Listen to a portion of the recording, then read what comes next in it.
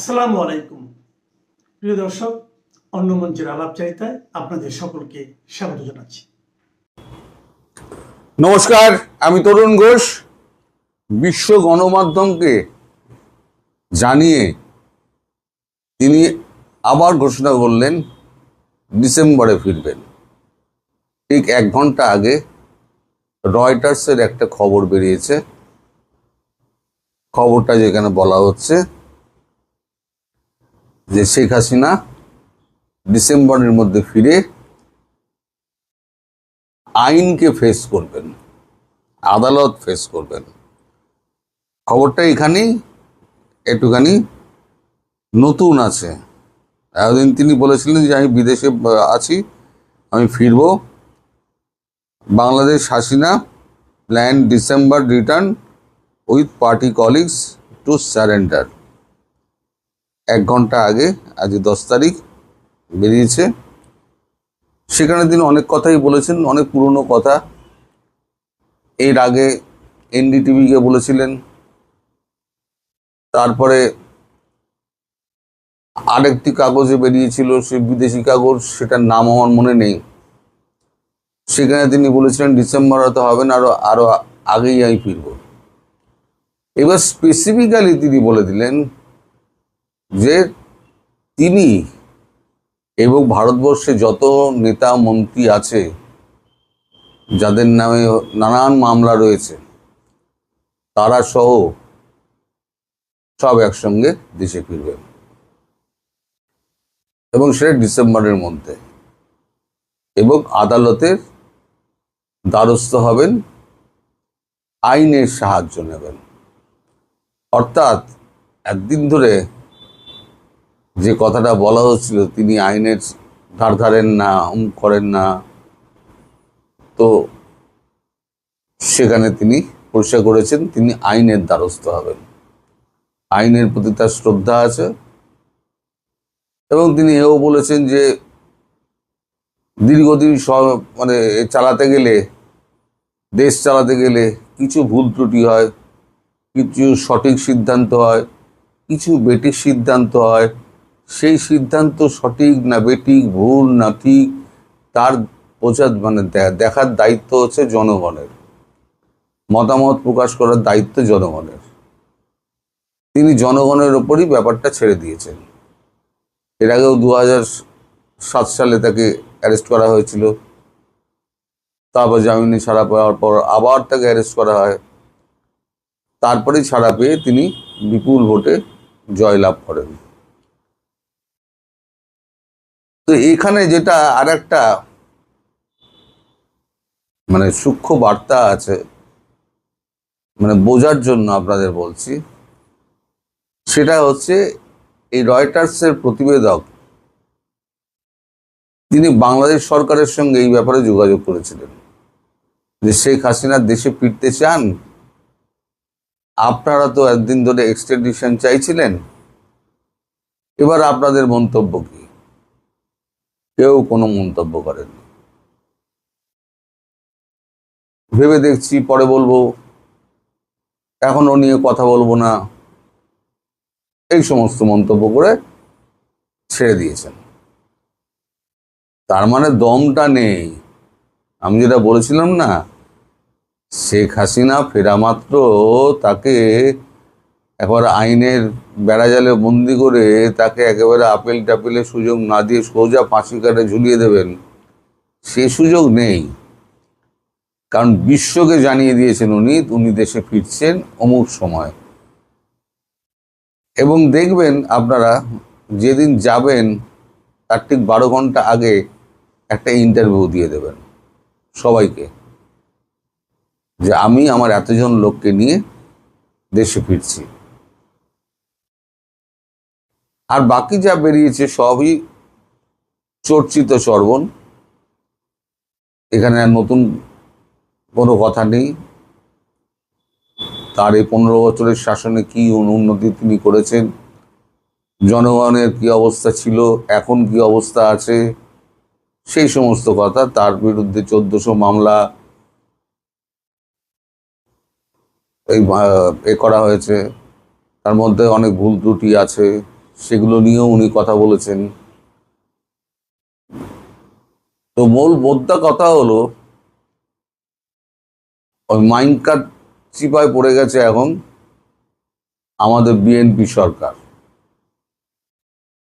ওনাকে দেশে ফিরতে দেওয়া হবে না বললে তো হবে না, কারণ এরপর তো ভারত সরকার যোগাযোগ করবে, বলবে হ্যাঁ আমরা তো ওনাকে ফেরত দেবো, আপনারা প্লেন পাঠান। তখন বিএনপি সরকার কি জবাব দেবে সেটাই এই ভাবছি।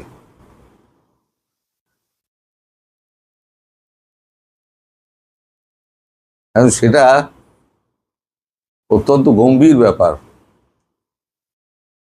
এখন না পারছে এদিকে যেতে, না পারছে ওদিকে যেতে, কি করবে? এখন সরকার যদি হ্যাঁ বলে তাহলেও মুশকিল, আবার যদি না বলে তাহলে সার্জিও গোর থেকে আরম্ভ করে যারা যারা আছেন না এখানে, ওই ব্রেন ক্রিস্টেনশন গলায় পা তুলে দেবে। কারণ সার্জিও গোর কিন্তু বেশ কয়েকবার পররাষ্ট্রমন্ত্রকের সঙ্গে দেখা করেছেন এবং ওনার সঙ্গেও দেখা করেছেন, ওনার মতামত নিয়েছেন। ভেতরে ভেতরে অনেক খেলা চলছে যা আমরা জানতে পারছি না। সবই যে আমাদের চোখের সামনে হচ্ছে তা তো নয়, চোখের আড়ালে বেশি খেলা হয়, চোখের সামনে কম ধরতে পারি। আমাদের যা বলা হয় সেটা খবর নয়, আমাদের যা বলা হয় না সেটাই হচ্ছে খবর, আমি বারবার বলি। তো এই প্রতিবেদক যখন ফোন করেছে তখন কেউ ফোনে আর সাড়া দিচ্ছে না। প্রশ্ন শুনেই তারা আমতা আমতা করে, না এখন ঠিক বলতে পারবো না, এখন ব্যস্ত আছি, পরে ফোন করবেন, বা অন্য লোককে অমুক লোককে ফোন করুন বলে সে কেটে দিচ্ছে। তিনি নির্দিষ্ট করে কারোর নাম বলেননি, উনি বলেছেন শুধু মন্ত্রণালয়ের সঙ্গে, পররাষ্ট্র মন্ত্রণালয়ের সঙ্গে আমি কথা বলেছিলাম। তো শেষে প্রতিবেদক হতাশ হয়ে ছেড়ে দেন, কেউ কিছু বলতে চাননি বলে ছেড়ে দেন। এই হচ্ছে আমাদের সরকারের অবস্থা। এই এত দুর্বল সরকার, সে ফাঁসিতে জড়ানো ঝুলিয়ে দেওয়ার কোনো হিম্মত দেখাতে পারবে? যেখানে প্রধানমন্ত্রী স্বয়ং তার দেশে ফিরছেন এবং পাসপোর্ট নিয়ে একটা জটিলতা আছে, সেটা নিয়েও উনি কথা বলেছেন। তো এখন সবটা নির্ভর করছে শেখ হাসিনা যাওয়ার আগে কটা দিনের ওপরে।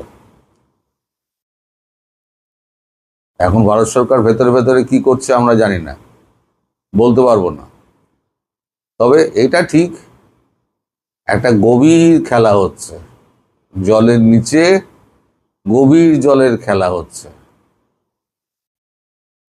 কার হাতে কি দণ্ড আছে ভগবান জানে, কিন্তু খেলাটা সম্পূর্ণ বাংলাদেশকে ঘিরে, এবং এর মধ্যে মায়ানমার আছে, ভারত আছে, চীন আছে, রাশিয়া আছে, আর আমাদের ওয়াশিংটন ডিসি আছে।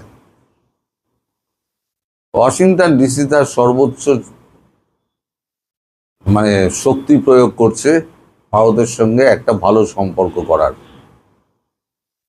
আর সেখানে জানে যে হচ্ছে বাংলাদেশ হচ্ছে সব থেকে সফট ইস্যু ভারতের কাছে, অতএব বাংলাদেশ নিয়ে পড়ো। তাই সার্জিও গোর ওনার সঙ্গে এতবার দেখা করছেন। প্রথমে অনুমতি পাননি, তারপর ধীরে ধীরে অনুমতি পেয়েছেন। অনুমতি পাওয়ার পর বেশ কয়েকবার দেখা করেছেন। আগে আপনারা মানতে চাননি, এখন তো কাগজেই বেরিয়ে যাচ্ছে। সবকিছু আরো পরিষ্কার হবে, যত দিন আসবে তত আপনাদের কাছে পরিষ্কার হয়ে আসবে। এই যে আপনারা আমায় এত গালাগাল করতেন, স্বপ্ন দেখছে, গাঁজা গঞ্জিকা সেবন করেছে, আমি যখন প্রথম বলতাম শেখ হাসিনা দেশে ফিরবেন সঠিক সময়, ও মাথা উঁচু করে ফিরবেন, তিনি প্রধানমন্ত্রী হিসেবেই ফিরবেন। হয়তো প্রধানমন্ত্রী হিসেবে একটু বাড়াবাড়ি হয়ে গেছে বলাটা, কিন্তু শেখ হাসিনা পালিয়ে যাওয়ার মহিলা নন, তিনি ফিরছেন। এখন অনেকেই ঢোক গিলছে, আবার অনেকে যাই বলি না কেন তাতেই একটা কিছু দেখে দিচ্ছেন। আমি তাদের কথা বাদ দিলাম, তাদের মন্তব্য আমি পড়িই না। তবে আমার যা রিডিং, আমার কাছে যা খবর, 19 সেপ্টেম্বর মাসেই ফিরবেন। এর মধ্যে ভারত একটা চূড়ান্ত চাপ সৃষ্টি করবে, চূড়ান্ত, বাপের নাম ভুলিয়ে দেবে এমন চাপ সৃষ্টি করবে। বাপ বাপ বলে সব, ওই ট্রাভেল ভিসা বলুন আর যাই বলুন সব দিয়ে দিতে হবে, দিয়ে নিজেদের হাত পা ঝাড়া করতে হবে। যাই হোক, আর সামনে অনেক ঘটনা আছে, কারণ গভীর জলের খেলা চলছে, সামনে অনেক ঘটনা আছে, দেখতে থাকুন। বাংলাদেশের সাবেক প্রধানমন্ত্রী শেখ হাসিনা এবার বলেছেন ঠিক কবে এবং কিভাবে তিনি ফিরবেন। গত 28 জুন ভারতীয় সংবাদ মাধ্যম এনডিটিভিকে দেওয়া সাক্ষাৎকারে তিনি বলেছিলেন 2026 সালের মধ্যে তিনি মৃত্যুদণ্ড মাথায় নিয়ে বাংলাদেশে ফিরবেন। এনডিটিভি সহ এর আগে শেখ হাসিনার যতগুলো সাক্ষাৎকার ভারতীয় ও আন্তর্জাতিক গণমাধ্যমে প্রকাশিত হয়েছে সেগুলো ছিল ইমেল ইন্টারভিউ। এই প্রথম শেখ হাসিনা আন্তর্জাতিক সংবাদ মাধ্যম রয়টার্সকে টেলিফোন ইন্টারভিউ দিয়েছেন, যেখানে তিনি উল্লেখ করেছেন কখন ও কিভাবে বাংলাদেশে ফিরবেন। রয়টার্সে প্রকাশিত ওই সাক্ষাৎকার ভিত্তিক প্রতিবেদনে বলা হয়েছে, ডিসেম্বরে আত্মসমর্পণের জন্য দলীয় সহকর্মীদের নিয়ে ফেরার পরিকল্পনা করছেন শেখ হাসিনা, যার অর্থ হলো শেখ হাসিনা রয়টার্সকে জানিয়েছেন স্বেচ্ছায় ফিরে এসে তিনি ও তার দলের নেতারা আদালতে আত্মসমর্পণ করবেন। শেখ হাসিনার আশঙ্কা দেশে ফিরে তাকে গ্রেপ্তার করা হতে পারে কিংবা মেরে ফেলা হতে পারে, তা সত্ত্বেও তিনি দেশে ফিরে আসবেন সেটি চূড়ান্ত করে ফেলেছেন। তবে মৃত্যুদণ্ড সত্ত্বেও শেখ হাসিনার এই প্রত্যাবর্তনের পরিকল্পনা নিয়ে ঢাকার সঙ্গে বাংলাদেশের বর্তমান সরকারের সাথে এখনো পর্যন্ত কোনো যোগাযোগ হয়নি বলে জানিয়েছেন। তার ফেরার পর পরিস্থিতি কি হবে সেটার ভার বাংলাদেশের সরকার উপর নয়, বরং জনগণের উপরে তিনি ছেড়ে দিতে চান। প্রশ্ন হলো, কোন প্রক্রিয়ায় ডিসেম্বরে একযোগে দলের নেতাদের নিয়ে আদালতের মুখোমুখি হবেন বাংলাদেশের সাবেক এই প্রধানমন্ত্রী, আর শেখ হাসিনা ফিরলে তখন কি হতে পারে? গত 28 জুন বাংলাদেশের সাবেক প্রধানমন্ত্রী ও দেশটিতে সরকার নির্বাহী আদেশের কার্যক্রম নিষিদ্ধ থাকা দল আওয়ামী লীগের সভানেত্রী শেখ হাসিনা ভারতীয় সংবাদ মাধ্যম এনডিটিভিকে যে সাক্ষাৎকার দিয়েছিলেন সেটি বেশ সাড়া ফেলেছিল। বিশ্বের কমপক্ষে 30টি দেশে 97টি সংবাদ মাধ্যমে এই সাক্ষাৎকার ছাপা হয়েছিল। এমনকি রয়টার্স ও এএফপির মতো আন্তর্জাতিক সংবাদ মাধ্যমও এনডিটিভির বরাত দিয়ে ওই সাক্ষাৎকারটি প্রকাশ করেছিল। দিল্লিতে থাকা বাংলাদেশের সাবেক প্রধানমন্ত্রীর ওই সাক্ষাৎকারটি এতটা সাড়া ফেলার বড় কারণ ছিল সেই সাক্ষাৎকারে তিনি প্রথমবারের মতো দেশে ফেরার সময়সীমা ঘোষণা করেছিলেন। বলেছিলেন তিনি চলতি বছরের মধ্যে বাংলাদেশে ফিরবেন, এমনকি তার বিরুদ্ধে মৃত্যুদণ্ডের রায় থাকা সত্ত্বেও তিনি বিচারের মুখোমুখি হবেন। দর্শক, 24 5 আগস্ট থেকে শেখ হাসিনা দিল্লিতে আছেন। সেখান থেকে গত 2 বছরে বেশ কয়েক দফায় বহু ভারতীয় ও আন্তর্জাতিক সংবাদ মাধ্যমে সাক্ষাৎকার দিয়েছেন শেখ হাসিনা। তবে সে সাক্ষাৎকারগুলো ছিল ইমেলে দেয়া।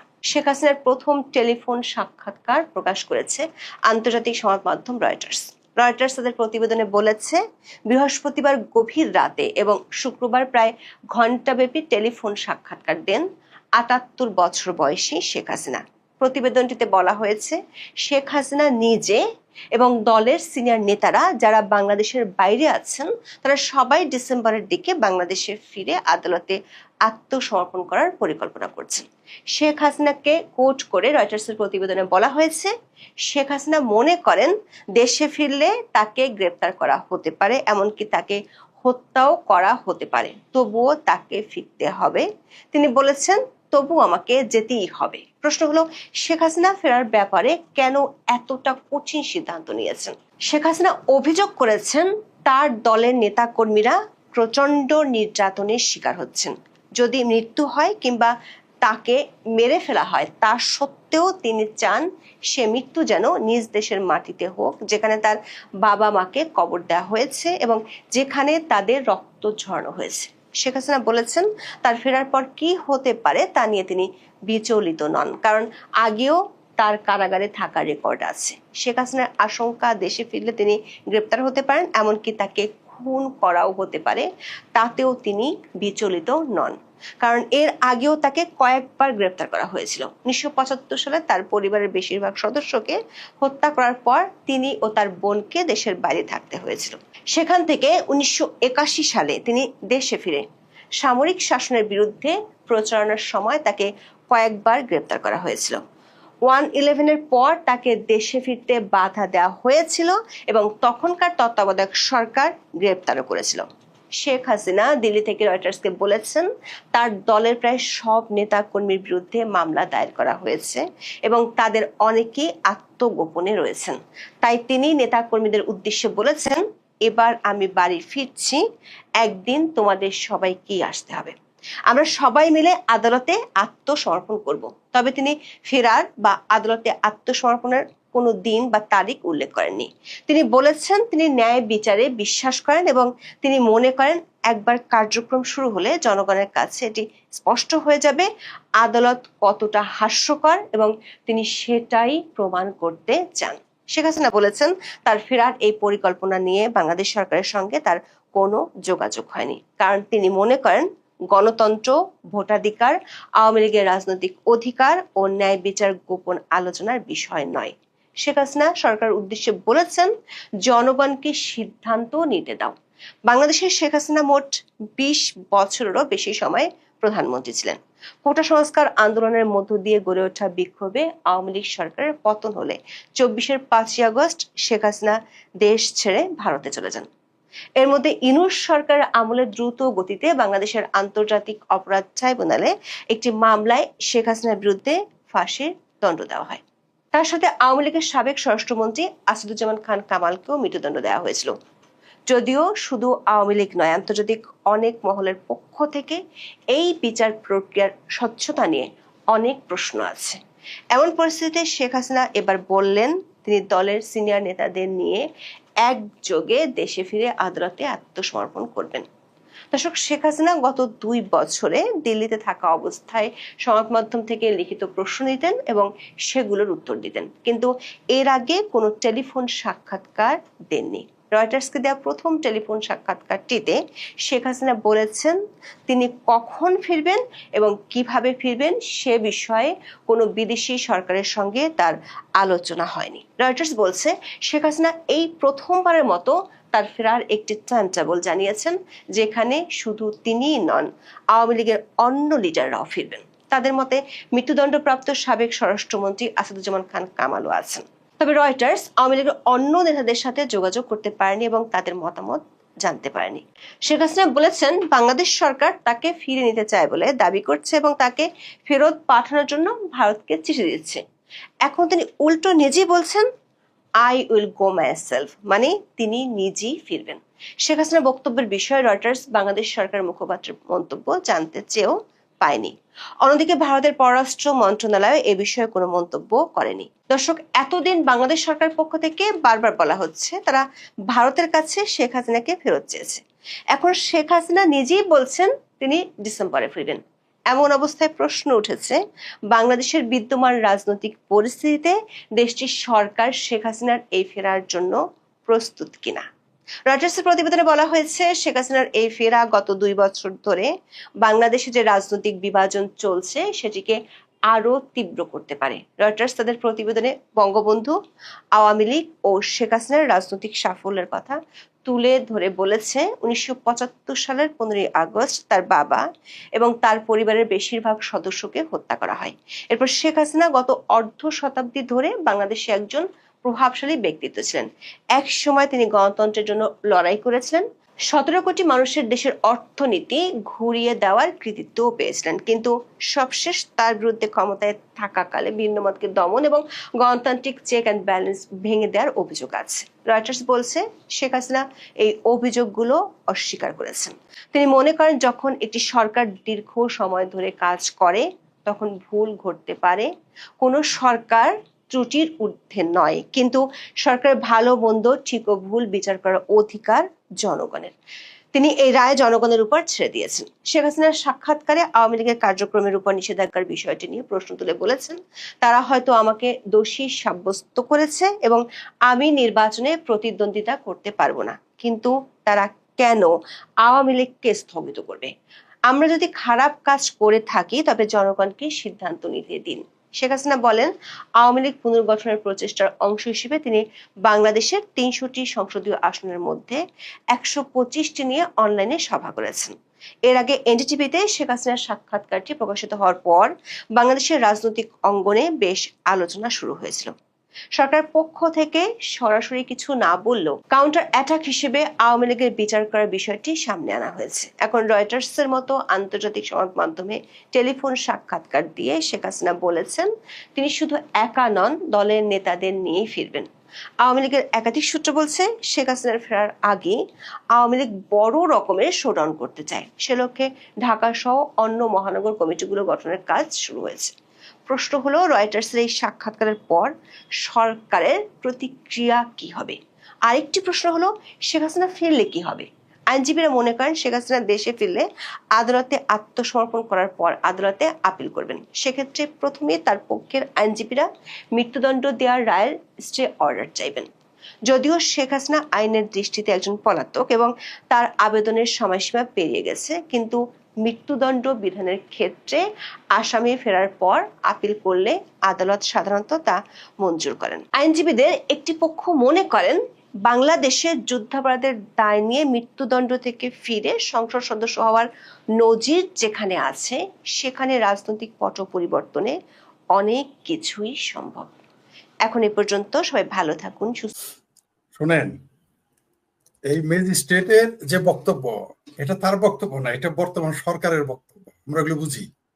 এরা তো আসছেই জঙ্গিদের কাঁধে ভর করে।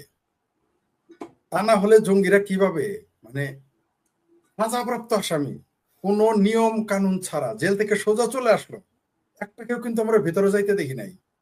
এই দেশে ৬০০-র উপরে পুলিশের গাড়ি পুড়েছে, তারা নিজেরাই বলেছে। আওয়ামী লীগের অফিসের পুরার কথা তো ছাত্র দলের নেতা স্বীকার করেছে, ওই কথা বাদ দিলাম। কিন্তু সরাসরি পুলিশ বলেছে তাদের ৬০০ থানায় হামলা হয়েছে, গাড়ি পুড়েছে। তারা কারা ছিল? আওয়ামী লীগ না হয় তার প্রতিপক্ষ সেখানে গেছে, পুলিশের গাড়ি কেন? সেই লোকগুলো কোথায়? এই জঙ্গিদের আমরা দেখেছি জেলখানা থেকে যখন বেরোইছে, তাদের ফুলের মালা দিয়ে নিয়ে যাচ্ছে প্রশাসনের সামনে। আমরা এভাবে দেখেছি, যাদের আমরা জঙ্গি মনে করি তাদের কাঁধে নিয়ে সেনাবাহিনীর লোকজন ঘুরেছে, আমরা দেখেছি। তো আপনি এই সরকার কেন তাদের বিরুদ্ধে ব্যবস্থা নেবে? বরং এই যে 2 জন সিঙ্গাপুর থেকে আসার পর মালয়েশিয়া থেকে যে 35 জন একসাথে জঙ্গি হিসেবে পাঠিয়ে দিল, তাদেরকে জিজ্ঞাসাবাদ করতে শুনেছিলেন? একজনকে কিছু বলে নাই, সোজা এয়ারপোর্ট দিয়ে চলে আসছে। কিন্তু এই 2 জনকে সিঙ্গাপুর থেকে পাঠানোর কারণে জিজ্ঞাসাবাদ করতেছে, দেখবেন এদের ছেড়ে দিবে, আপনি নিশ্চিত থাকেন এদের ছেড়ে দিবে। অথচ কি শক্ত অভিযোগ যে তারা যে কোনো স্থানে বোমা হামলা করবে। এটা কে বলেছে? সিঙ্গাপুরের গভর্নমেন্ট অথরিটি। তার জন্য বাংলাদেশ একটু নাটক দেখাচ্ছে, তাদের অ্যারেস্ট করেছে। জামায়াতর আমরা দেখেছি। এবং এখনো আপনি যেটা বললেন, এদের জেলখানা, এদের চেহারা দেখছেন এক একজনের, কোনো ভয়, কোনো লজ্জা, কোনো টেনশন আপনি তাদের দেখেছেন? তাদের দুশ্চিন্তাগ্রস্ত দেখেছেন একজনকে? তাদের চেহারাগুলো দেখেন তো। যাদেরকে জঙ্গি হিসেবে গ্রেপ্তার, একজনের কোন, তারা জানে যে সরকার তার পক্ষে, সেনাবাহিনী তার পক্ষে, পুলিশের তো তারা গুনেই না। যেটা লোপাপা বললেন যে পুলিশ চোর ধরতে গেছে, তাকে জঙ্গিরা হামলা করেছে। পুলিশ অসহায়, পুলিশকে ধরে উল্টা করে ঝুলিয়ে রেখেছে। বাংলাদেশের আইন শৃঙ্খলা বাহিনী পুলিশকে পুলিশের মেরুদণ্ড ভেঙে ফেলা হয়েছে। 1971 সালে একবার মেরুদণ্ড ভাঙতে গিয়েছিল, সেটা কিন্তু মেরুদণ্ড ভাঙতে পারে নাই, বরং তাদের মধ্যে স্পৃহা জেগেছে দেশের পক্ষে যুদ্ধ করার। কিন্তু 2024-এর 5ই আগস্টের পর থেকে এখন পর্যন্ত যা করতেছে, পুলিশের কিন্তু মনোবল ভেঙে গেছে। এই দেশে আর কোনোদিনই আপনি পুলিশের মনোবল তার করাতে পারবেন না, যে সরকারই আসুক। আওয়ামী লীগ সরকারও যদি আসবে তো বটেই, তারপরেও দেখবেন পুলিশের মনোবল চাঙ্গা হবে না। কারণ একবার যখন তাকে আপনি মেরুদণ্ড ভেঙে, ভাঙা মেরুদণ্ড কোনোদিন সোজা হয় না, মেরুদণ্ডের রোগী কোনোদিনই সুস্থ হয় না। বাংলাদেশের পুলিশ এটা পরিকল্পিতভাবেই করা হয়েছে যাতে জঙ্গিবাদের উত্থান ঘটে। সারা বাংলাদেশে কালেমার পতাকার নামে যে বদমাইশি ফাত্রামি করতেছে, এটা কিন্তু পরিকল্পিত। কারণ ওই জিনিসটা কেউ ধরবে না।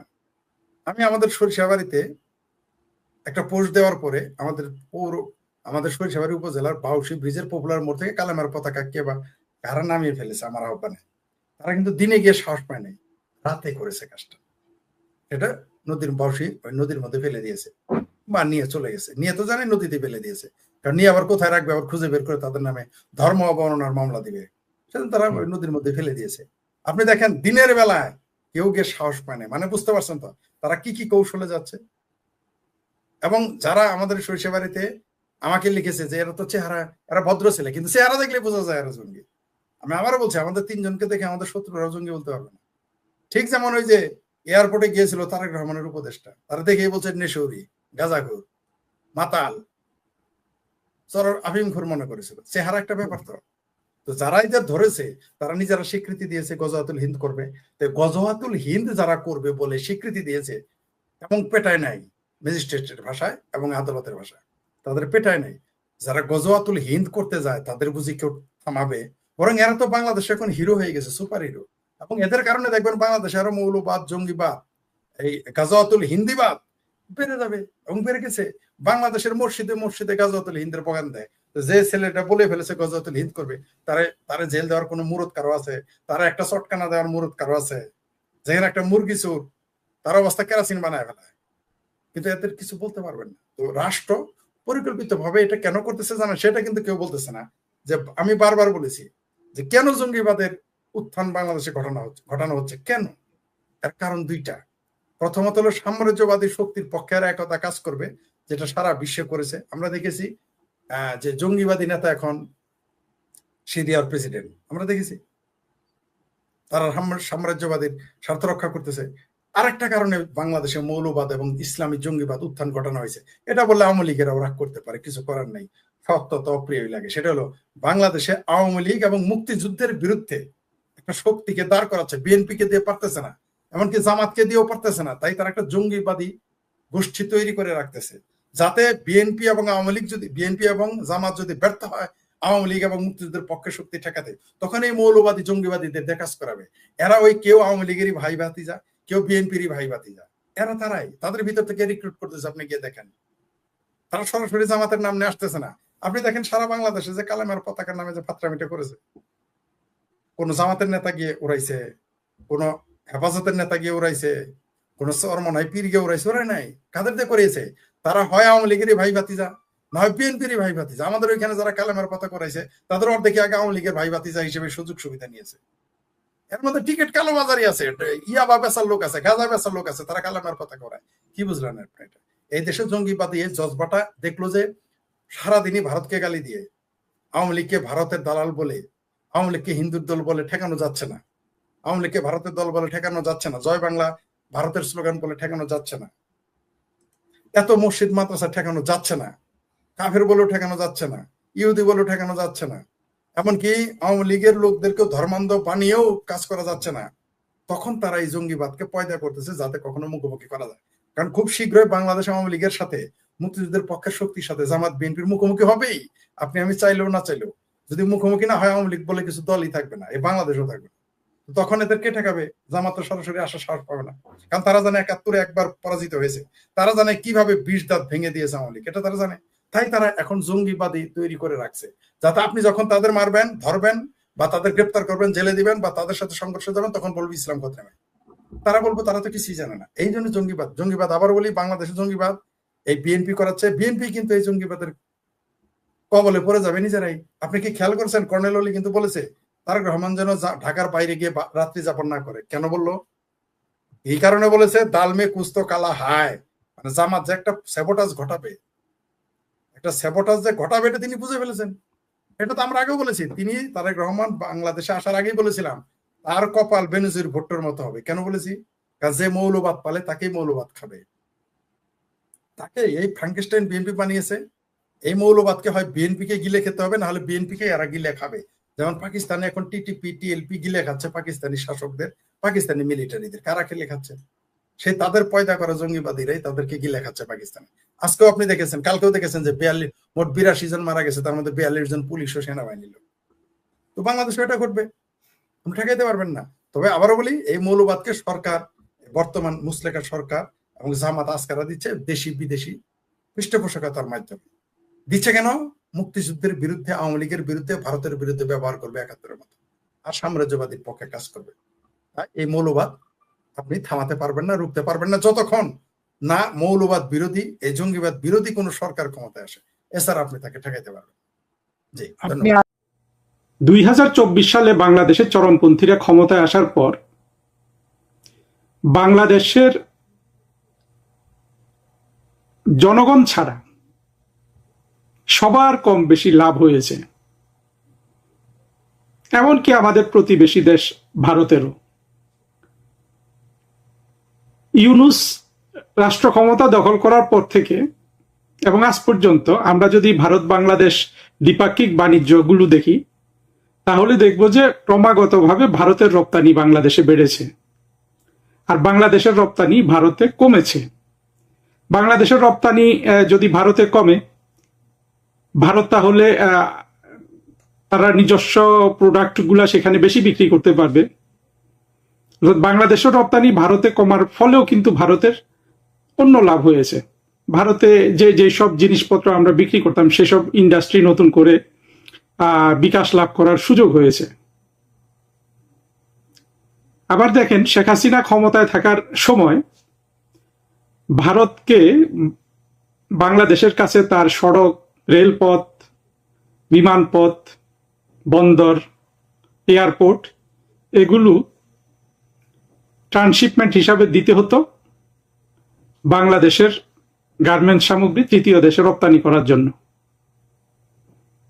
জঙ্গিরা ক্ষমতায় আসার পর ভারত 2টা চুক্তি বাতিল করে এই সুবিধাগুলো বাতিল করে দিল। বিনিময়ে কি পরিমাণ ক্ষতি সেটা তো ইউনূসের বাণিজ্য উপদেষ্টা বশির বলে গিয়েছে। 2 থেকে 2,500 কোটি টাকা বছরে বাংলাদেশেতে ক্ষতিগ্রস্ত হয়েছে। জঙ্গিরা ক্ষমতায় এসেছিল শেখ হাসিনা এবং ভারতের মধ্যে করা। শেখ হাসিনা মানে তারা তো এটা আওয়ামী লীগ এবং শেখ হাসিনাকে মিন করে, বাংলাদেশকে মিন করে না। হাজার হাজার চুক্তি, গোলামির চুক্তি বাতিলের প্রতিশ্রুতি দিয়ে বাংলাদেশের জনগণকে। দেখেন, তারা কিন্তু কোনো চুক্তি বাতিল করেনি এবং এমনকি যে আদানির চুক্তি নিয়ে এত কথা বলে, এমনকি তৌহিদ, ইউনূসের যে পররাষ্ট্র উপদেষ্টা, সেও আদানির চুক্তি নিয়ে এক ধরনের বাঁকা মন্তব্য করেছিল। সেই চুক্তিও তারা বাতিল, রিভিউ কিছুই করেনি। উপরন্তু ভারত 2টা চুক্তি বাতিল করে দিল। আবার দেখেন, এখন যে এই বছরের শেষে যে গঙ্গার পানি বন্টন চুক্তি নবায়নের বিষয় আছে, এটা নবায়ন হবে কি হবে না আমরা বলতে পারবো না, এখনই বোঝা যাচ্ছে না, হতেও পারে। কিন্তু ভারত কিন্তু এখন সম্পূর্ণ নিজের স্বার্থ রক্ষা করে নবায়ন করলো এই চুক্তির শর্ত তাদের মতো করে সেটা করবে। আর শেখ হাসিনা ক্ষমতায় থাকলে বাংলাদেশকে কিন্তু সর্বোচ্চ ছাড় দিতে হতো, ভারতকে এখন এই ছাড় দিতে হবে না। শেখ হাসিনা যে 30 বছর মেয়াদি, এই যে 2016 সালে 1996 সালে 30 বছর মেয়াদি এই চুক্তিটা করেছিলেন। চিন্তা করতে পারেন, ভারত বাংলাদেশের মধ্যে যেই রকম অবিশ্বাস, সন্দেহ বিরাজমান, যেভাবে জঙ্গিরা প্রতিদিনই ভারত আক্রমণ করে, মুখ দিয়ে ভেঙে ফেলে, টুকরো টুকরো করে, তাদের সীমানা বদলে দেয়, মানচিত্র বদলে দেয়, সেই সব জিনিস অতিক্রম করে শেখ হাসিনা এই চুক্তিটা 30 বছর মেয়াদের করেছিলেন। এমনকি এটা করার পরেও কিন্তু কোনো আওয়ামী লীগ সরকারের নিন্দা থামেনি যে এইটা সেটা গ্যারান্টি ক্লজ নাই এসব বলে। বিএনপিও তখন কথা বলতো, এখন আর এসব বলবে না। অথচ দেখেন, এই যে 30 বছর মেয়াদি শেখ হাসিনা গঙ্গা চুক্তি করতে পেরেছিল। বাংলাদেশের মানুষের যদি সত্যিকার অর্থে আপনার তাদের অন্তরে অত্যন্ত সুচতুর ভাবে ঢুকিয়ে দেয়া ভারত ঘৃণা, হিন্দু ঘৃণার চাষ না করতো, একটা চুক্তির জন্যই কিন্তু শেখ হাসিনা বাংলাদেশে 30 বছর সরকার গঠন করার দাবিদার হয়ে যান। আরো অনেক কারণে কিন্তু আওয়ামী লীগ বাংলাদেশে দীর্ঘমেয়াদে শাসন করার দাবিদার হয়। কারণ হলো আওয়ামী লীগ বাংলাদেশের স্বাধীনতা যুদ্ধের নেতৃত্ব দানকারী দল এবং বাংলাদেশের মুক্তিযুদ্ধ এবং স্বাধীনতার চেতনা লালনকারী একমাত্র রাজনৈতিক দল। এটা এখন আমাদের খুব ভালোভাবে লক্ষ্য করতে হবে। আমরা 2024-এ জঙ্গি উত্থানে দেখেছি যে যেসব দলকে আমরা মনে করতাম যে সত্যিকারের মুক্তিযুদ্ধপন্থী দল, যেমন সিপিবি, তারাও দেখা গেল যে আসলে মূলত পাকিস্তানি সেকুলার, যেটা নিয়ে আমি অন্য জায়গায় আরো অনেক বক্তব্য রাখছি, আশা করি আপনারা সেগুলো দেখছেন। আর সিপিবি ছাড়া অন্য যেসব বাম দল আছে বাংলাদেশে, ওগুলো তো আসলে আর কোনো রাজনৈতিক দল হিসাবে নাই। বাসদ, ওই যে খালিকুজ্জামানের একটা, এইরকম অনেক আছে নাম বলার, নামগুলো আসলে তারা মেনশন করা ডিজার্ভও করে না। ফলে বাংলাদেশে এখন একমাত্র মুক্তিযুদ্ধের পক্ষের দল হিসাবে আছে আওয়ামী লীগ, আর বড় দলগুলোর মধ্যে কোনো না কোনো ভাবে বিএনপি, জামাতের, বিশেষ করে বিএনপি রোশানলে পড়ে বা প্রতিযোগিতার বিপক্ষ শক্তি হিসেবে জাতীয় পার্টি। আমি মূলত স্বপ্ন দেখি বাংলাদেশে আওয়ামী লীগ এবং জাতীয় পার্টি, এই দুইটা দল একটা দ্বিদলীয় রাজনৈতিক ব্যবস্থা কায়েম করবে, যেখানে আওয়ামী লীগ মুক্তিযুদ্ধের চেতনার পক্ষে সেকুলার থাকবে, কাগজে কলমে অন্তত, আর গোলাম কাদের সাহেবের বা হোসেন মোহাম্মদ এরশাদ সাহেবের দল, তারা ইসলামিক দল হিসাবে থাকতে পারে, কিন্তু সম্পূর্ণরূপে আমাদের মুক্তিযুদ্ধের ইতিহাস মেনে এবং অসাম্প্রদায়িকতার ভিত্তিতে। তারা ইসলামিক দল হলেও তাদের অধীনে যেন বাংলাদেশের হিন্দু, বৌদ্ধ, খ্রিস্টান, নাস্তিক, তৃতীয় লিঙ্গ, চতুর্থ লিঙ্গ, এই ধরনের যত ধরনের আপনার মাইনরিটি হয় বাংলাদেশের, বিভিন্ন ক্ষুদ্র নৃগোষ্ঠী, সবাই যেন কোনো ধরনের বৈষম্যের শিকার না হয়। এইরকম করে জাতীয় পার্টি এরশাদ যেটা চাইতেন যে তাদের দলের একটা ইসলামিক আইডেন্টিটি থাকুক। তারা যদি মুক্তিযুদ্ধের পক্ষে সবকিছু মেনে নেয় তাহলে তো আমরা খুশি হব, কিন্তু মেনে না নিলেও অন্তত ওই শর্তগুলোর অধীনে যেন জাতীয় পার্টি বাংলাদেশে একটা রাজনৈতিক দল হিসাবে টেকে, এটা আমি আসলে কল্পনা করি। কারণ আমরা বিএনপির কাছে যেটা চেয়েছিলাম বা আশা করছিলাম, সেটা বিএনপি এখন আর পারবে না। একে তো 21শে আগস্টের গ্রেনেড হামলা চালিয়ে তারা অতীতে তাদের সম্ভাবনা নাকচ করেছে, আর 24-এর জঙ্গি উত্থানের পর তাদের আরেকটা সম্ভাবনা তৈরি হয়েছিল বাংলাদেশের মূলধারার রাজনৈতিক দল হিসাবে রাজনীতি করার। সেটা আসলে তারেক রহমান এখন পর্যন্ত সেই সুযোগটাকে তো উনি দেখছে যে আল্লাহ আমাকে এখন প্রতিশোধ নেওয়ার ক্ষমতা দিয়েছে, আমি প্রতিশোধ নিচ্ছি না বলে বলে কিন্তু আওয়ামী লীগের উপর প্রতিশোধ নিচ্ছে। যাই হোক, আজকের বিষয় তো এটা না, কিন্তু এই কল্পনাগুলো বাস্তবে পরিণত করার জন্য আমাদের কাজ করতে হবে। কিন্তু দেখেন, ভারত কিন্তু নানানভাবে লাভবান হয়েছে, অন্তত আপাতত। ভারতের বাণিজ্য বাড়ছে বাংলাদেশের সাথে, বাংলাদেশকে যেসব সুযোগ সুবিধা শেখ হাসিনা ক্ষমতা থাকলে দিতে হতো সেগুলা দিতে হচ্ছে না। এমনিতে তো পানি বন্টন নিয়ে ভারতের বিরুদ্ধে আমি ব্যক্তিগতভাবেও ভারতের সাথে ভারত যে অর্থাৎ আমাদের পানির যে ন্যায্য হিস্সা সেটা ভারত যেভাবে ক্ষতিগ্রস্ত করে সেটার বিরুদ্ধে আমি কিন্তু সবসময় সোচ্চার। কিন্তু পাশাপাশি আমি এটাও বিশ্বাস করি যে আমাদের নদীগুলো এমন অঙ্গাঙ্গিভাবে জড়িত ভারত এবং বাংলাদেশের মধ্যে, এটা আমাদের দুই দেশের মধ্যে অত্যন্ত নিবিড় আলোচনা এবং বিভিন্ন ক্ষেত্রে, কারিগরি ক্ষেত্রে সহযোগিতার মাধ্যমে সমাধান করতে হবে। বাংলাদেশের স্বাধীনতা বিরোধী জঙ্গিরা যেভাবে স্বপ্ন দেখে যে চীন এসে এই সমস্যার সমাধান করে দিতে পারলে তো আমিও খুশি হই, তাই না? এগুলো তো আসলে যে কোনো মানুষকে এক সময় খুশি করে ফেলে না, এইরকম একটা সমস্যার সমাধান হবে। আসলে জিনিসটা কি বাস্তব ভিত্তিক? মোটেও বাস্তব ভিত্তিক নয়, এবং সেই বক্তৃতা অন্য কোথাও দেয়া যাবে। আজকের বক্তব্য শুধু এই জায়গায় সীমাবদ্ধ রাখি যে দেখেন, ভারত কিন্তু এই 24-এর জঙ্গি উত্থান থেকে লাভবান হয়েছে, যেমন লাভবান হয়েছে চীন মোটামুটি তারেক রহমানকে দিয়ে এখন যা কিছু বলাতে চাইবে বলাতে পারবে, যা কিছু করাতে চাইবে করাতে পারবে। আর মার্কিন যুক্তরাষ্ট্র তো সেই বাণিজ্য চুক্তির মাধ্যমে আপাতত সবচেয়ে আপার হ্যান্ডে আছে। অথচ দেখেন, এই যে জঙ্গি শ্রেণী, ওদের যদি দুটো জিনিসের যে কোনো একটা থাকতো, প্রজ্ঞা অথবা দেশপ্রেম। দেশপ্রেম বলতে ওরা মনে করে কি, বাংলাদেশের দেশপ্রেমটা হতে হবে যে কোনো ভাবে ভারতকে টুকরো টুকরো করে দেয়া, ভারতকে পরাজিত করা, ভারত দখল করা, এগুলোকে তারা দেশপ্রেম মনে করে। শুনতে ভালো লাগে অনেকের কাছে, এবং মানুষ এগুলোতে খুশি হয়, কিন্তু প্রতিটাই কিন্তু অলীক কল্পনা। আর তাদের যদি প্রজ্ঞা এবং দেশপ্রেম, প্রজ্ঞা যদি থাকতো, তাহলে তারা মার্কিন যুক্তরাষ্ট্র যেটা চেয়েছিল তাদের সাথে মিলে যে শেখ হাসিনা সরকার পড়ে যায়, শুধু এতটুকু তাদের পুঁজি ধরে যদি ট্রাম্প প্রশাসনের সাথে তারা যদি দেশপ্রেমের জায়গা থেকে নেগোশিয়েট করত, তাহলে কিন্তু বাণিজ্য চুক্তি এখন যেটা হয়েছে তার রিভার্স হওয়ার কথা ছিল। প্রজ্ঞা এবং দেশপ্রেম এই দুটো নিয়ে যদি তারা, ধরলাম তারা শেখ হাসিনা বিরোধী, শেখ হাসিনার পতন ঘটিয়েছে, এগুলো মেনে নিয়ে বলছি, তাহলে কিন্তু বাণিজ্য চুক্তি রিভার্স কিরকম হতো, যে আমরা আগে $8 বিলিয়ন রপ্তানি করতাম, এখন আমরা $16 বিলিয়ন রপ্তানি করব। আগে আমরা আমেরিকা থেকে $2 বিলিয়ন পণ্য কিনতাম, এখন আমরা $1 বিলিয়ন পণ্য কিনবো। এইভাবেও জিনিসটা হতে পারতো। এবং আমেরিকা শুধু তার ইজ্জত রক্ষার জন্য যতটুকু জঙ্গিদের কাছ থেকে পেয়েছে, যে শেখ হাসিনা সরকারের পতন, এটা যে কিন্তু আপনার দেশপ্রেম, প্রজ্ঞা এবং কূটনৈতিকভাবে একটা শক্তিশালী, আমি বলবো যে প্রতিষ্ঠানগত শক্তি দিয়ে যদি এটা করা যেত, তাহলে কিন্তু বাণিজ্য চুক্তিটা একটা রিভার্স বাণিজ্য চুক্তি হওয়ার সুযোগ ছিল।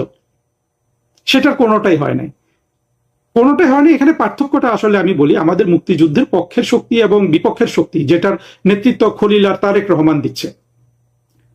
আমাদের মুক্তিযুদ্ধের পক্ষের শক্তির হয়তো কূটনৈতিক সক্ষমতাটা নাই, কিন্তু আমাদের একটা পোটেনশিয়াল আছে, কারণ আমরা যুক্তি, সভ্যতা, ইতিহাস এগুলোকে সাথে নিয়ে চলি।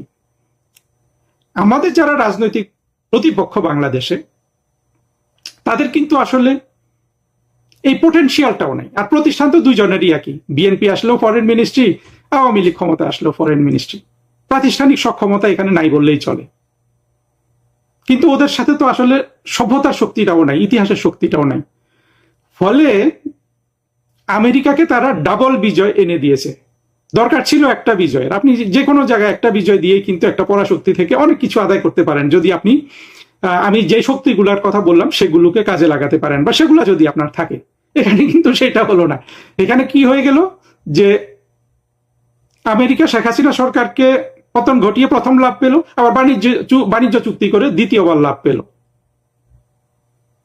এটা আসলে কোনো পরাশক্তির শোভাও পায় না। আমেরিকার জায়গায় যদি এই পরাশক্তিগুলা চীন বা ভারত হতো, আমি মোটামুটি নিশ্চিত চীন বা ভারত তারা নিজের থেকে কিন্তু ইউনুস, রজার এদেরকে এই জিনিসটা দিয়ে দিত, অর্থাৎ একটা রিভার্স বাণিজ্য চুক্তি করত। আপনি যদি সেইভাবে না করেন, আপনি কিন্তু পরাশক্তি হিসেবে টিকে থাকতে পারবেন না।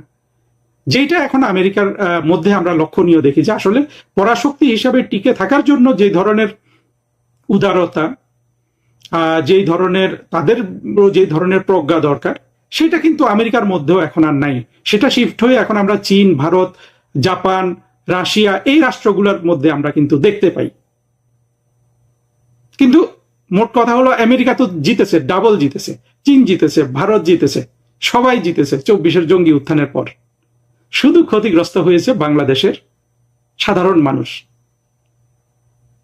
তাদের অর্থনীতি শেষ, তাদের ভবিষ্যৎ শেষ, তাদের সন্তানের ভবিষ্যৎ শেষ, তাদের ছোট ছোট কিশোর কিশোরী ছেলে মেয়েদের এখন আর কোনো আসলে তাদের সামনে আশা ভরসা কিছুই নেই।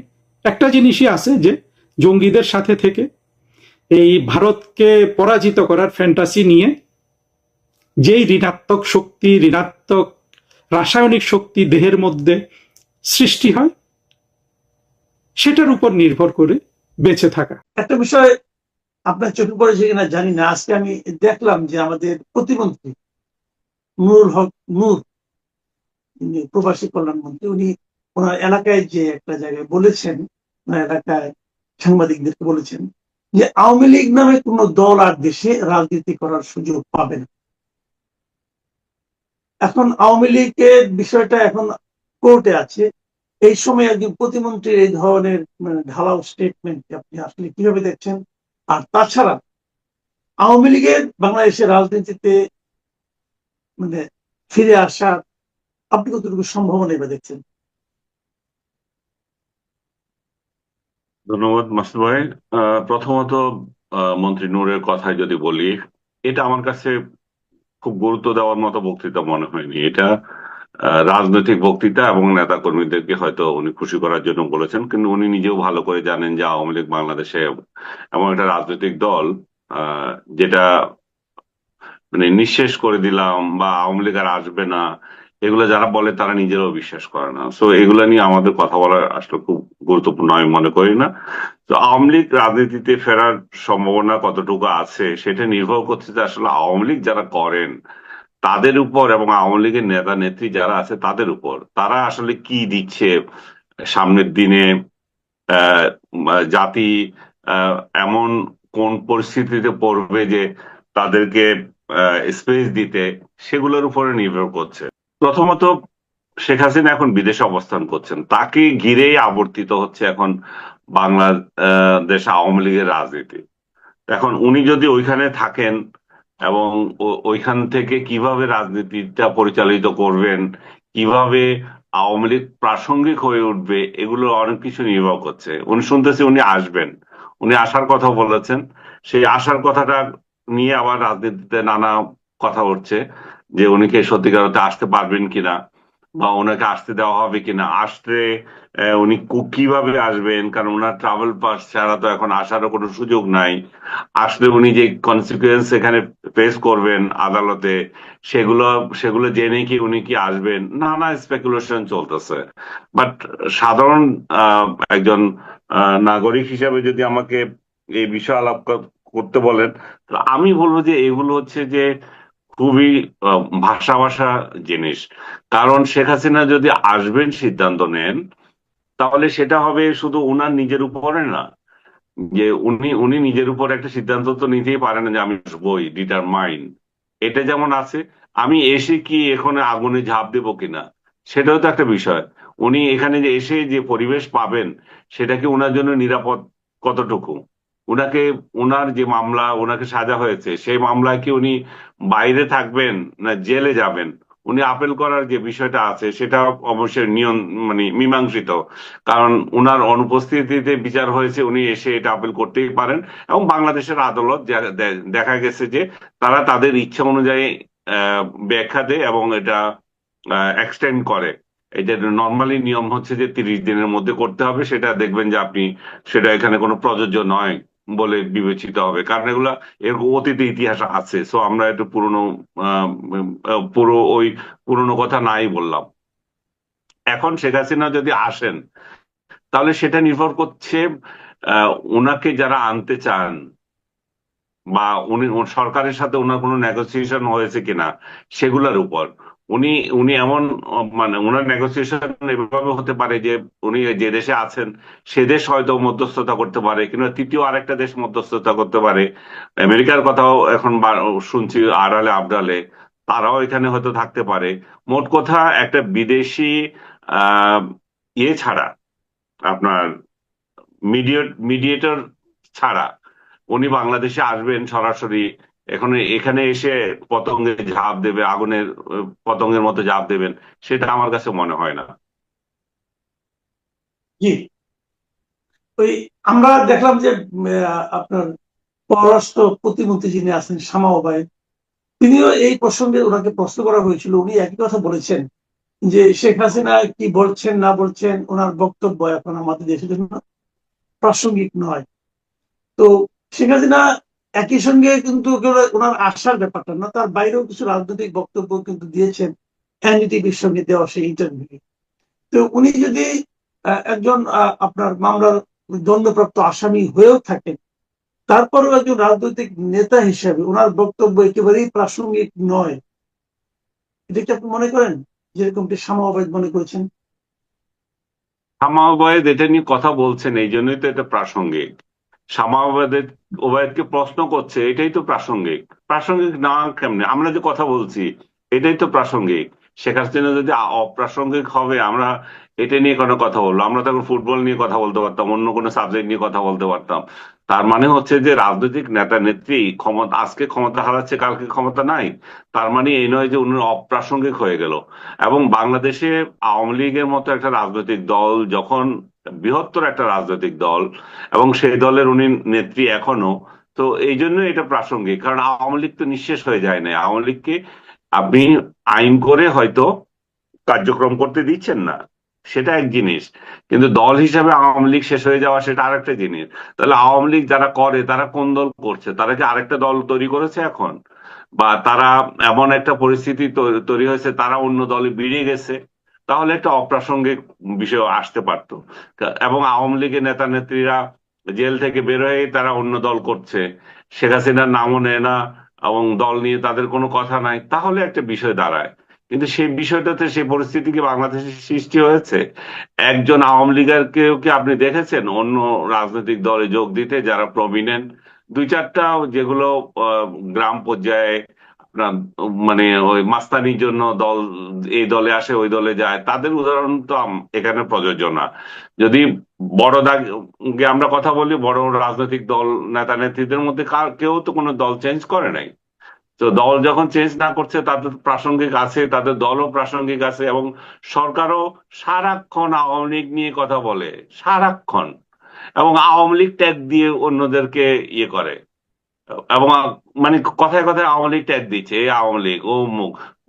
সরকারের মধ্যে আমরা যারা কথা বলছি তাদেরকে না, শুধু সরকারের মধ্যে, সরকারি দলের মধ্যে লোককে আওয়ামী লীগ ট্যাগ দিচ্ছে, সরকারের মধ্যে বিভিন্ন যন্ত্রে যারা কাজ করছে কর্মকর্তা তাদেরকে ট্যাগ দিচ্ছে।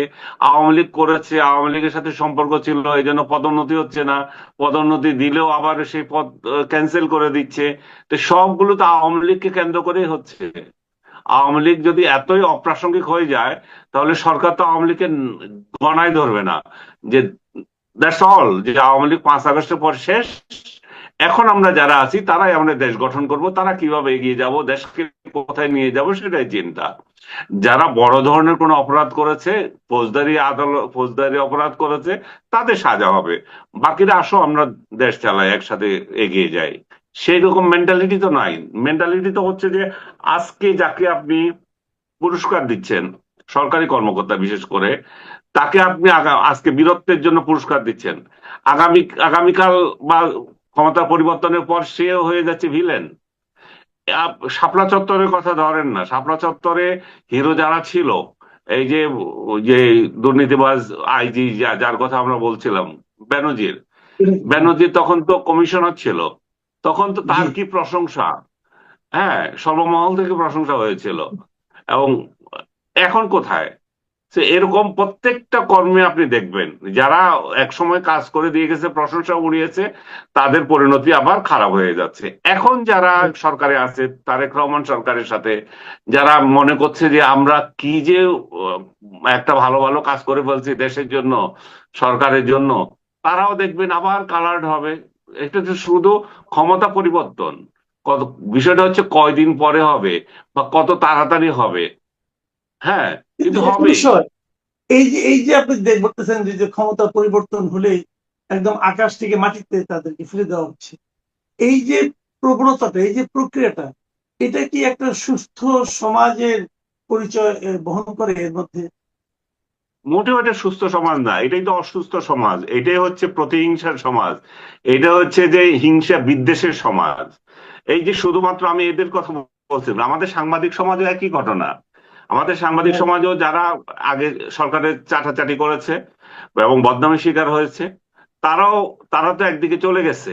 আর যারা চাটে নাই, যারা বিরোধী দলে ছিল, বিরোধী মতে ছিল, বলছে মানে কয়েকজন, যারা কয়েকজন, অনেকে মনে করে যে ইয়ে নির্যাতন না, এটা কি বলে, ডিপ্রাইভ হয়েছে। এখন বলছে যে আমি তো কোথাও চাকরি করি না, অমুক করে নাই, তমুক করে নাই, সবগুলো চাকরি করেছে, হয়তো বড় বড় পোস্টে যায় নাই। এখন দখল করে বিভিন্ন প্রতিষ্ঠানের টেলিভিশন ও পত্রিকাগুলোর এক একজন হেড হয়ে গেছে, যার কোনো যোগ্যতাও নাই অনেকের, এবং নিজেরা দেখাতে পারছে না যে কোনো সরকারের জন্য তারা কিছু করতে পারবে, এমন মনে হয় না। তারেক রহমান সরকারের মানে আশ্রয়ে এরা বিভিন্ন প্রতিষ্ঠান দখল করেছে, বিভিন্ন প্রতিষ্ঠানে ঢুকেছে, এবং যে যে যে স্টাইলে তারা সরকার বা মিডিয়া চালাচ্ছে, তাতে করে এটা সরকারের পক্ষ কোনো কাজ হবে না, কারণ এরাও আরেকটা দালাল হিসেবে চিহ্নিত হচ্ছে। এরাও কিন্তু বড় ধরনের কোনো কিছু করছে না। এবং আরো আইরনি হচ্ছে যে সে নিজে দালালি করতেছে আর অন্যকে দালালির জন্য গালি দিচ্ছে। তুমি নিজে তো ঠিক নাই রে ভাইয়া। তোমার নিজের তো হচ্ছে, তুমি তো আজান দিয়ে কিভাবে বিএনপি হয়, জামাত হওয়া যায়, এনসিপি হওয়া যায় সেই চেষ্টা করছো। তুমি যখন এটা করো, তাহলে অন্যকে কিভাবে বলো যে উমুক স্বৈরাচারের দালাল ছিল, হেন ছিল, তেন ছিল? তুমি নিজেও তো একই জিনিস। তো এই কোন সেক্টরে চেঞ্জ হচ্ছে না, একই রকম ভাবে চলতেছে। ইউনুস ইউনুস প্রতিহিংসার রাজনীতি শুরু করে দিয়েছিল। আমরা আশা করেছিলাম যে নতুন একটা সরকার হচ্ছে, নতুন একটা বন্দোবস্ত হবে, নতুন একটা নিয়ম থাকবে। কিচ্ছু হচ্ছে না। বরং ইউনুসের আমলে যারা সুবিধাবাদী ছিল, তারাই আরেকটা সরকার, এই তারেক রহমানের সরকারকে ইউনুসের সরকার হিসেবে চালিয়ে দেওয়ার চেষ্টা করছে। ওরাই বলতেছে যে সব তো ঠিক আছে, এটা তো আগের সরকারই। শুধুমাত্র হিংসা প্রতিহিংসা কার সাথে? আওয়ামী লীগের সাথে। আওয়ামী লীগ যেগুলো করছে, তোমরা দূরে থাকো, তোমরা ছাড়া তোমরা আশেপাশে আসতে পারবে না।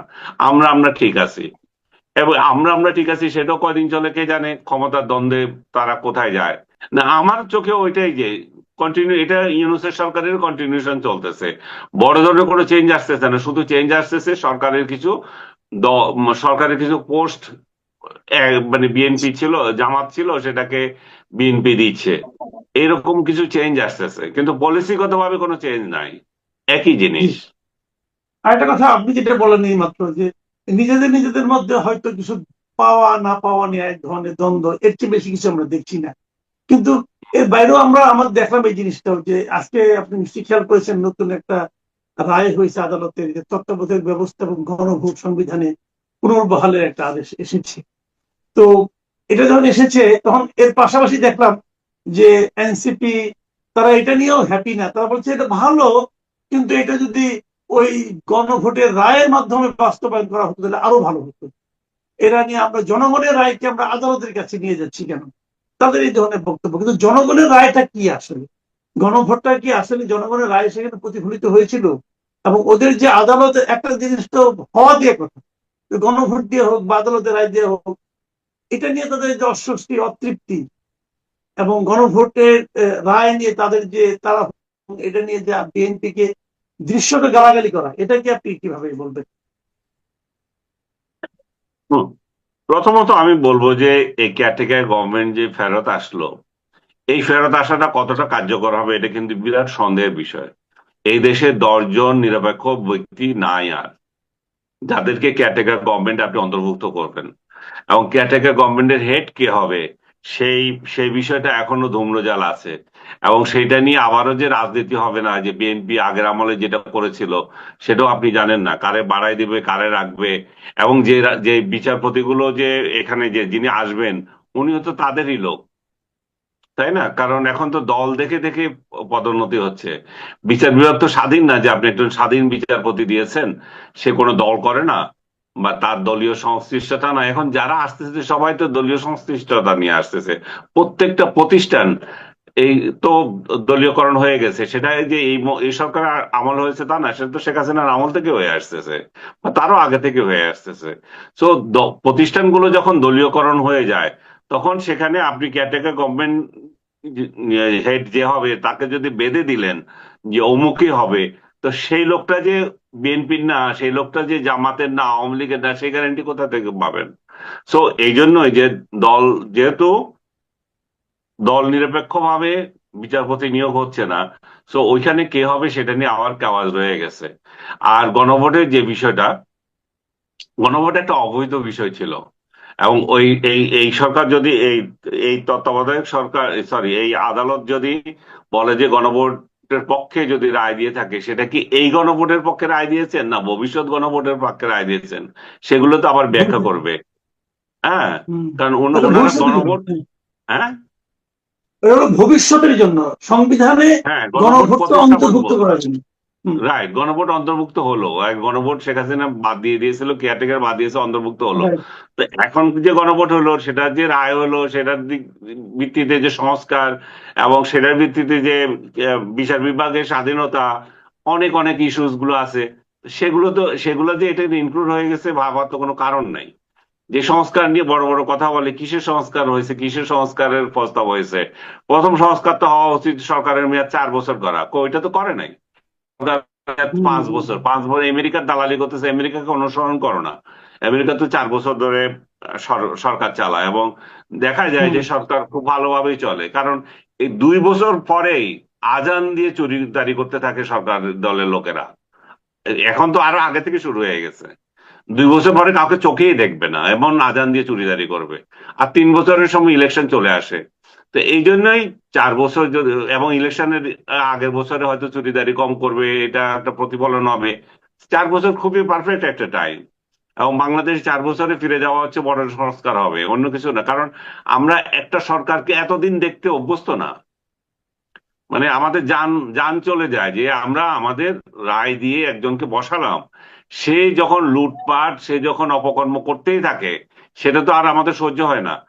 তো যদি ভালো লাগে সে পরের বার দেবো, কিন্তু এই টেনিউরটা এত বড় করে রাখছে, এটাতে একটা বড় ধরনের সমস্যা তৈরি হয়েছে। সংস্কার যদি হয় এটাতে হোক, সংস্কার একজন 2বারের বেশি থাকবে না, 3বারের বেশি থাকবে সেটা বিষয় না।